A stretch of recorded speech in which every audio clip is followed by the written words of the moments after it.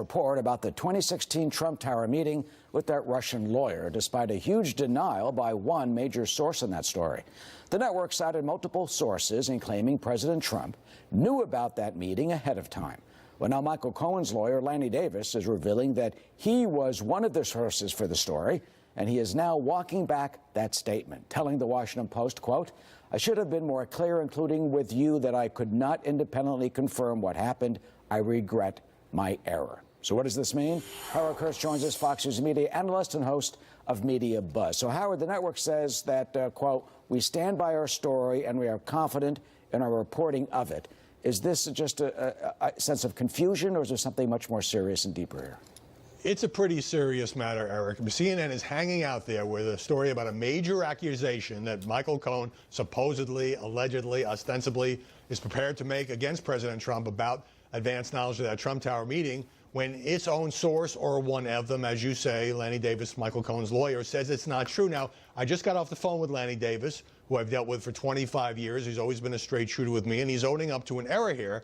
He says he made a mistake, which he regrets, in unintentionally misleading CNN. Here's this quote.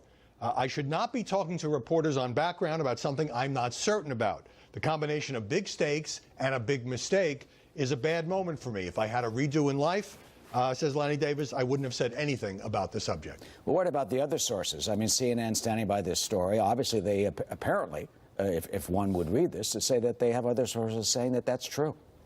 Well, first of all, CNN initially said nothing about this. I asked for a comment last Friday. Then it put out this terse statement, "We stand by the story."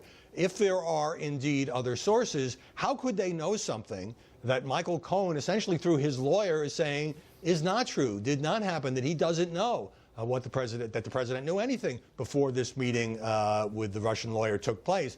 And beyond that, Eric, you know, CNN no longer has an obligation to protect Lanny Davis. He has outed himself as a source. He also acknowledged that he talked to the Washington Post, which didn't go as far as CNN. So this, just saying we stand by the story, imagine if the White House was caught in this kind of blunder. Wouldn't every news organization, including CNN, say, we need a more detailed explanation of why you still believe this is true, when the guy's own lawyer says it's not? And why would CNN, offer that? I mean, why should they? You know, they often news organizations would say, look, we believe in our reporting, we stand by our story. Ben Bradley said that during Watergate, and on and on. You know, what do you think they Yes, should but do? when the Washington Post made a major mistake during Watergate about a grand jury, testimony that hadn't actually been presented to a grand jury, the Washington Post did not stand by his story. It said it was wrong. Look, maybe CNN can prove this. It hasn't so far. Let me go back to the interview with Lanny Davis.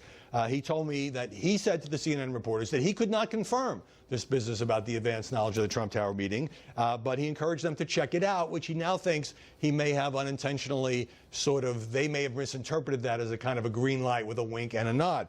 Beyond that, he says he should have told them it's an unsubstantiated story. Don't pursue it. And one last point, and this is important, Lanny Davis, now seeing the error that he made, has gone further, and he is walking back claims that he made on MSNBC about whether President Trump had any advanced knowledge of the hacking of Democratic emails during the campaign. He says he was describing his beliefs, but has no hard evidence, and that is something that, as he now recognizes, he should not have done. Any corrections from any of these networks about this? You know, aside from CNN, I mean, this story last month spread like wildfire. All the broadcast networks picked it up. Lots of folks picked it up. Fox News did some modest coverage attributing to CNN. I haven't seen much correction or clarification in other places. Some have, but many have not. Okay. Well, as they said years ago, as you and I have worked in the vineyards of journalism for so long, if your mother says she loves you, check it out. Check it out.